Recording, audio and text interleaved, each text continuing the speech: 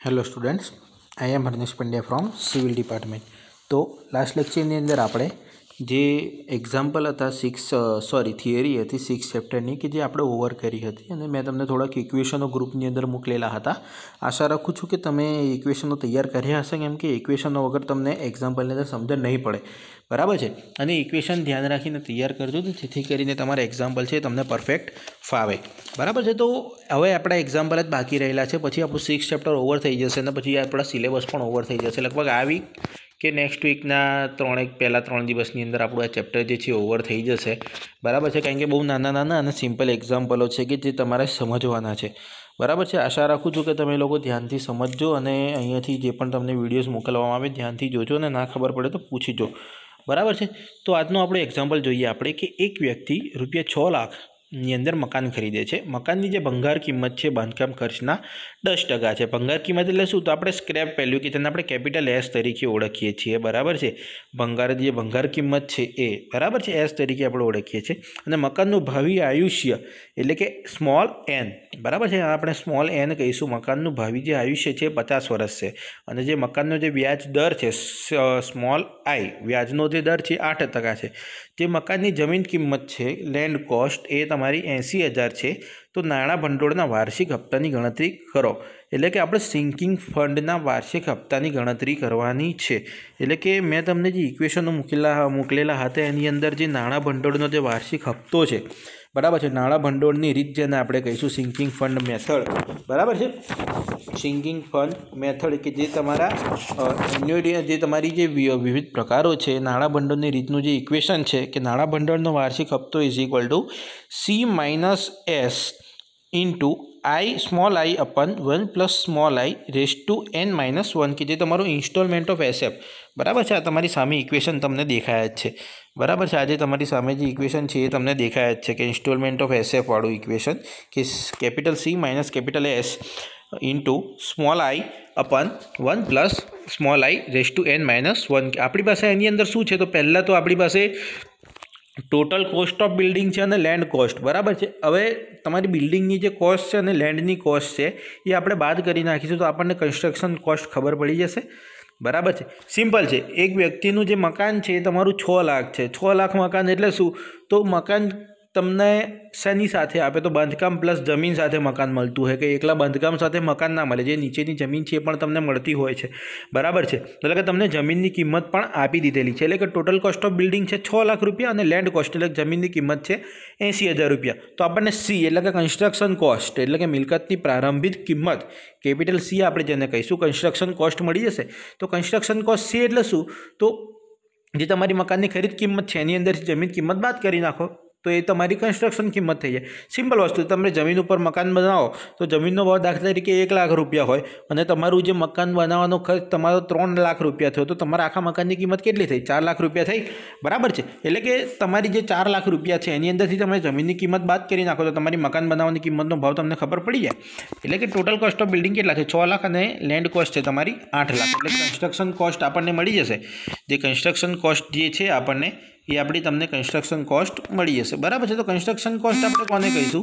તો આપણે જોઈએ कंस्ट्रक्शन कॉस्ट આપણે જેને કહીશું એ कंस्ट्रक्शन कॉस्ट बराबर capital C is equal to 6 lakh minus 80,000। बराबर। 6 लाख में जमीन किंमत है बात करी नाखीशुं तो आपने जे कंस्ट्रक्शन कॉस्ट है मળી जશે। तो 6 लाख माइनस 80,000 करीशुं तो केटला मळशे? तो 5,20,000 मळशे आपने कि जे आपणी कैपिटल सी मળી गई। तो आपणुं जे इक्वेशन है कि सी माइनस एस अपन सी माइनस एस तो एनी अंदरथी कैपिटल सी मળી गई आपने। हवे एस तो આપણે स्क्रेप वेल्यू એટલે કે ભંગાર કિંમત શોધવાની છે।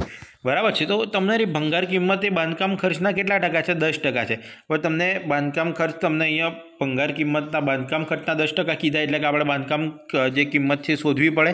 બરાબર છે। કેમ કે એના વગર આપણને ભંગાર કિંમત નહીં મળે। તો બાંધકામ ખર્ચના 10%, તો બાંધકામ ખર્ચ આપણને કેટલો મળ્યો? તો 5,20,000 મળ્યો। એ 5,20,000ના 10% છે। બરાબર છે। જે ભંગાર કિંમત એ બાંધકામ ખર્ચના 10% એટલે કે 5,20,000ના 10% એટલે કે 10% એટલે કે 0.10, 10 ભાગ્યા 100 એટલે કે 0.10 થઈ જશે। એટલે કે 0.10 × 5,20,000 એટલે કે એની ભંગાર કિંમત કેટલી થઈ? तो 52,000 रुपया बराबर है। 0.10 इंटू 5,20,000 એટલે કે 52,000 રૂપિયાની ભંગાર કિંમત થઈ ગઈ બરાબર છે। એટલે કે આપણને પહેલાં તો શું શોધવાનું છે? સી માઇનસ એસ શોધવાનો છે ઇન્સ્ટોલમેન્ટ ઓફ એસએસ માટે, વાર્ષિક હપ્તા માટે સી માઇનસ એસ શોધવાનો છે। તો સી મળી ગયો અને એસ મળી ગયો, તો સી માઇનસ એસ કરીએ આપણે તો 5,20,000 માઇનસ 52,000 કરીએ તો 5,20,000 માઇનસ 52,000 કરીશું, આપણો આન્સર કેટલો આવશે? 4,68,000 રૂપિયા બરાબર। એટલે કે સી માઇનસ એસ કરીશું તો આપણને 4,68,000 રૂપિયા મળશે આપણને। તો અને તમને વ્યાજનો દર આપેલો છે કેટલો છે? 8%, એટલે કે small I is equal two 8, એટલે કે 8ને આપણે પેલા પોઈન્ટની અંદર ફેરવી દઈશું તો 8/100 એટલે કે 0.08 થશે વ્યાજનો દર, એટલે કે આઈ બરાબર 0.08 અને એન જે મકાનનું આયુષ્ય છે જે 50 વર્ષ, મેં તમને કીધેલું સ્મોલ એન, તો સ્મોલ એન બરાબર 50 વર્ષ આપણને મળી ગયા। તો આપણી પાસે વાર્ષિક હપ્તા માટે ડાયરેક્ટ ઇક્વેશન જ છે કે capital I is equal to C minus S, કે જે આપણે ઉપર શોધ્યું 4,68,000 કે C minus S into small I આપણી જોડે છે 0.08 બરાબર છે, small I upon 1 plus small I raise to N, એટલે કે એન બરાબર 50 વર્ષ છે આપણી જોડે -1 બરાબર છે। તો આપણે કિંમત મૂકી દઈએ, સી માઇનસ એસ બરાબર 4,68,000 ઇન્ટુ आई बराबर 0.08 अपन 1 प्लस आई बराबर 0.08 रेस टू एन एट्ले के 50 एट्ले के -1 करीशुं तो आपने आंसर जो मळशे लास्ट में कि 815.25 रुपया तमे केल्क्युलेटरनी अंदर केल्क्युलेशन करशो तो आपने आंसर आवशे 815 रुपया। एट्ले कि जे तमारे नाणो भंडोळ छे सिंकिंग फंड छे एनो जे वार्षिक हप्तो छे केटलो आवशे तो 815 रुपयानो जे हप्तो छे ए आवशे भंगार किंमतने बधुं बाद करता बराबर छे। एट्ले कि 815.25 रुपयानो तमारो हप्तो आवे। तो सिंपल एक्जाम्पल छे, सूत्र तमारे याद राखवानुं छे अने जस्ट कन्वर्जेशन आवडवुं जोईए तमने बराबर छे। तो कन्वर्जेशन तमने आवड़वुं जोईए अने कन्वर्जेशन परथी तमारे डायरेक्ट सूत्रनी अंदर किंमतो ज मूकी देवानी छे। दरेके दरेक वस्तुनी किंमत तमने आपेली ज होय छे एक्जाम्पलनी अंदर बराबर छे। अत्यार सुधीमां एवो कोई ट्विस्ट एंड टर्न वाळो एक्जाम्पल पूछायो नथी। हूँ जे चलावुं छुं अने जे तमने बुकमां आपेला छे एवा ज एक्जाम्पलो एक्जामनी अंदर पूछाया छे हजी सुधी बराबर छे। तो नाना नाना सिंपल एक्जाम्पल छे। नेक्स्ट एक्जाम्पल आपणे जोईए तो नेक्स्ट एक्जाम्पल अहींया शुं कहे छे तमने कि एक मकान मालिक भाड़ानी किंमतमांथी ₹2000 प्रति वर्ष जमा करावीने नाणां भंडोळ ऊभुं करे छे। एटले के वार्षिक हप्तो तमने अहींया पहेलेथी आपी दीधेलो छे बराबर है कि एक मकान मालिक भाड़ानी किंमतमांथी 2000 रुपया प्रति वर्ष जमा करावीने नाणां भंडोळ ऊभुं करे छे अने एनो विचार 20 वर्ष पछी मकान में बीजा भागनुं बांधकाम कराववानो छे। एटले के तमारो मकाननो एक भाग तो ऑलरेडी बनेलो ज छे अने बीजो भाग एटले के उपर कदाच एने माळ बांधावो हशे एटले के बीजा भागनुं बांधकाम करवानो छे। जो व्याजनो दर 10% होय तो बांधकाम करती वखते तेनी पासे केटली रकम हशे बराबर है। एटले बांधकाम जो करवुं होय अने कन्स्ट्रक्शन जो करवुं होय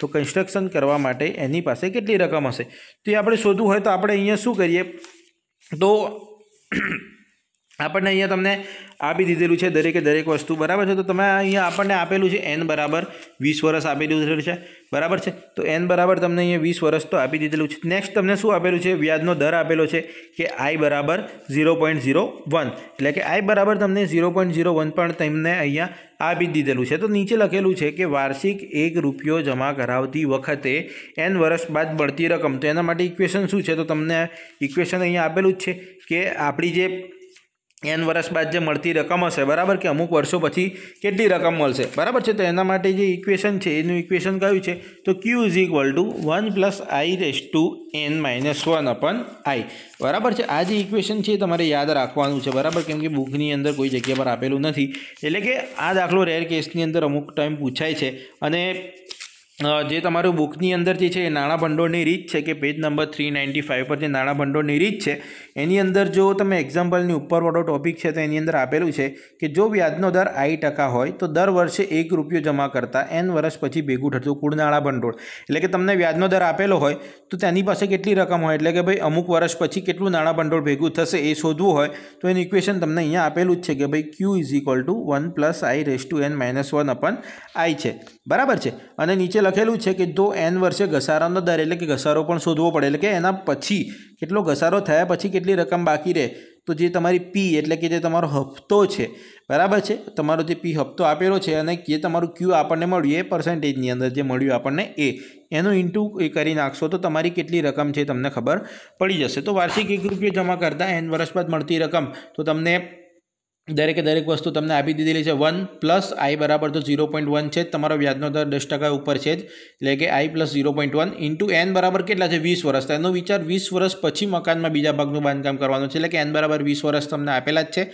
-1 અપન 0.1 એટલે કે આઈ બરાબર 0.1 તમને આપેલા જ છે. તો કેલ્ક્યુલેશન કરશો તમારા કેલ્ક્યુલેટરની અંદર તો ક્યુ બરાબર 57.27 આન્સર આવશે, બરાબર છે. અને એની નીચે પેજ નંબર 395 પર તમે જોજો બુકની અંદર, તો એની નીચે તમારે આપેલું છે કે વાર્ષિક 2000 રૂપિયા જમા કરાવતા 20 વર્ષ પછી મળતી કુલ રકમ, એટલે કે એને 20 વર્ષ પછી કેટલી રકમ મળશે એ જોઈએ આપણે, બરાબર. વાર્ષિક 2000 રૂપિયા તો જમા કરાવતો હોય તો આપણને વાર્ષિક 2000 રૂપિયા જમા કરાવતો હોય તો આપણને ભાઈ વાર્ષિક 1 રૂપિયો જમા કરતા n વર્ષ બાદ કેટલી રકમ મળે? તો 57.27 મળે. તો 2000 જમા કરાવો તો કેટલી મળે? તો 2000 ગુણ્યા 57.27 કરશો તો 20 વર્ષ પછી કેટલા મળશે?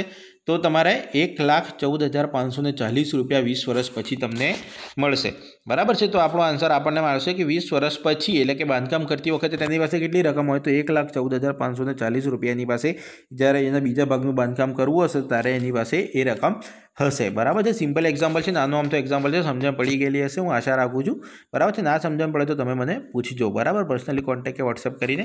અને આજનો લાસ્ટ એક્ઝામ્પલ આપણે જોઈએ, બહુ નાનો અને સિમ્પલ એક્ઝામ્પલ છે કે રૂપિયા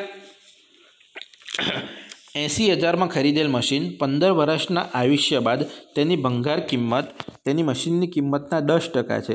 એટલે કે ભાઈ તમે એક સ્ટાર્ટિંગ કિંમત જે 80,000 એટલે કે ખરીદ કિંમત એની આપણે સી બરાબર મૂળ મિલકતની જે તમારી પ્રારંભિક કિંમત છે એ કેટલી છે? તો આ 80,000 રૂપિયા, બરાબર. સી બરાબર આપણી મિલકતની પ્રારંભિક કિંમત થાય, તો મિલકતની પ્રારંભિક કિંમત કેટલી છે? તો 80,000 રૂપિયા. એ 15 વર્ષના આયુષ્ય બાદ, બરાબર છે, 15 વર્ષનું જે આયુષ્ય છે એના બાદ તેની ભંગાર કિંમત એ મશીનની કિંમતના 10% છે, એટલે કે તમારી એસ, તમારી જે ભંગાર કિંમત છે મશીનની કિંમતના 10% છે. તો 10 વર્ષ બાદ મશીનનું ચોપડે મૂલ્ય અચળ ટકાવારીની રીતથી શોધો. એટલે કે જે મેં તમને મિલકતોની જે જુદી જુદી રીત મૂલી, બરાબર, અવમૂલ્યની ગણતરીની રીતો મૂકી, એની અંદર બીજી રીત છે આ તમારી અચળ ટકાવારીની રીત, બરાબર છે. અચળ ટકાવારીની રીતમાં જે નીચે ઇક્વેશન છે કે જો તમારી મિલકત m વર્ષ જૂની હોય તો m વર્ષના અંતે મિલકતનું મૂલ્ય નીચે મુજબ શોધી શકાય. તો નીચે લખ્યું જ છે કે મિલકતની m વર્ષ પછીની અવમૂલ્યન પછીની કિંમત કેટલી થાય? તો સી જે પછીની કિંમત છે કેટલી થાય? તો is equal to C into S by C raise to m by n થાય, કે જે તમારું આ સામે ઇક્વેશન છે ને એ ડેસિપ્રિએટેડ કોસ્ટ ઓફ મશીન, બરાબર છે. આ ઇક્વેશન છે એ જ થાય, બરાબર છે. તો તમને જે મકાનનું જે આયુષ્ય છે કે એન, બરાબર છે, એ તમને આપેલું છે 15 વર્ષ બાદ, બરાબર છે. 15 વર્ષનું આયુષ્ય તમને કીધેલું છે કે 15 વર્ષ બાદ તેની ભંગાર કિંમતે મશીનની કિંમતના 10% છે, બરાબર છે, એ આપેલું છે. અને તમારે કેટલા વર્ષ પછી એનું ચોપડા મૂલ્ય શોધવાનું છે? તો 10 વર્ષ પછી, એટલે કે કેપિટલ એમ, બરાબર છે. કેપિટલ એમ એટલે કે મિલકત જે તમારી m વર્ષ જૂની છે, એટલે કે 10 વર્ષ પછી જો તમારે ચોપડા મૂલ્ય શોધવાનું હોય તો, બરાબર છે, એટલે કે સ્મોલ m તમને આપી દીધેલો છે 10 વર્ષ, બરાબર છે. તો આપણને સી પહેલાં આપી દીધેલો છે 80,000 રૂપિયા, બરાબર, એની ખરીદ કિંમત કે સી બરાબર 80,000 રૂપિયા આપેલો છે. એની ભંગાર કિંમત કેટલી છે? તો તેની ખરીદ કિંમતના 10%, એટલે કે 80,000ના 10%, એટલે કે 80,000 ઇન્ટુ 0.10, બરાબર, 10%, એટલે કે 10/100, એટલે કે 0.10, એટલે કે 80,000 ઇન્ટુ 0.10, એટલે કે એની ભંગાર કિંમત કેટલી થઈ? તો 8,000 રૂપિયા, બરાબર છે. એસ બરાબર તમને કેપિટલ એસ બરાબર 8,000 મળ્યા. સ્મોલ એન બરાબર મિલકતનું આયુષ્ય કેટલું છે? તો 15 વર્ષનું આયુષ્ય, એટલે કે એન બરાબર 15 વર્ષ, અને તમારે કેટલા વર્ષ બાદ એનું ચોપડે મૂલ્ય શોધવાનું છે? તો સ્મોલ એમ બરાબર કેટલા છે? તો 10 વર્ષ, 10 વર્ષ બાદ તમારે શોધવાનું છે. તો તમારા કોન્સ્ટન્ટ પર્સન્ટેજ મેથડ, એટલે કે અચળ ટકાવારીની રીતથી જો તમારે શોધવું હોય કે આટલા વર્ષ બાદ એનું ચોપડે મૂલ્ય કેટલું થશે, તો એના માટે ઇક્વેશન તમને આપેલું જ છે કે C is equal to S by C raise to m by n, બરાબર છે. તો સીની વેલ્યુ તમારી પાસે છે 80,000 રૂપિયા, તો સી 80,000 રૂપિયા મૂકી દીધું. આપણી પાસે કેપિટલ એસની વેલ્યુ છે 8,000 રૂપિયા, તો 8,000 રૂપિયા આપણે એ મૂકી દીધા. ડિવાઈડ બાય સી એટલે કે 80,000 પાછા, એટલે કે 80,000 raise to m by n. તો m કેટલા છે? 10 વર્ષ, અને n કેટલા છે? 15 વર્ષ, બરાબર છે. એટલે કેલ્ક્યુલેટરની અંદર તમે કેલ્ક્યુલેશન કરશો તો આન્સર આવશે તમારો, જે તમારી 10 વર્ષ પછી એનું ચોપડું મૂલ્ય છે એ કેટલું થશે? તો 80,000માં ખરીદેલું મશીન 10 વર્ષ પછી તમને 17,262 રૂપિયા તમારે જો વેચવું હોય તો એ તમને વેચાય, બરાબર છે. કે 80,000માં ખરીદેલી વસ્તુ 10 વર્ષ પછી તમારી 17,262ની થઈ જાય, બરાબર. સિમ્પલ કેલ્ક્યુલેશન છે, જો કેલ્ક્યુલેશન કરતાં ના ફાવે તો પણ મને પૂછજો, બરાબર. પહેલાં શું કરજો કે 10/15 તમારે કેલ્ક્યુલેટરની અંદર કરી દેજો, બરાબર. અલગથી 10/15 કરશો એટલે કે 0.066 આન્સર આવશે, બરાબર છે. એટલે કે 8000/80,000 કરશો તો તમારો આન્સર આવશે, બરાબર છે. અને જો ના ફાવે તો કૌંસ કરીને પણ આવે છે. તમે જો મને ના સમજણ પડે તો મને પૂછજો, હું તમને શીખવાડીશ, બરાબર છે. એટલે કે કેલ્ક્યુલેટિંગ કરવાની અંદર સહેજ પણ ભૂલ ના મારતા, બરાબર છે. નાની નાની ભૂલો તમારા માર્ક્સ કાપી નાખશે, બરાબર. કેમ કે આન્સર ખોટા પડતા હોય છે. ઘણા લોકોના સૂત્ર સાચા લખેલા હોય છે, પરંતુ કેલ્ક્યુલેટરની અંદર કેલ્ક્યુલેશન ઉતાવળમાં કરવા જાય છે તો એમના એક્ઝામ્પલ જે છે ખોટા પડતા હોય છે દરેક ખાસ આવા વિદ્યાર્થીઓના, બરાબર છે. એટલે કે સૂત્ર તમે ભલે સાચા લખો પણ જે તમારી એક્ઝામ્પલ છે પરફેક્ટ લખજો, બરાબર છે. તો આપણે જે આજે 3 એક્ઝામ્પલ જોઈએ એ તમને ના સમજણ પડી હોય તો તમે મને પર્સનલી વોટ્સએપ કે કોન્ટેક્ટ કરીને પૂછી શકો છો. તો નેક્સ્ટ વિડીયોની અંદર આપણે નવા એક્ઝામ્પલ સાથે મળીશું. Thank you.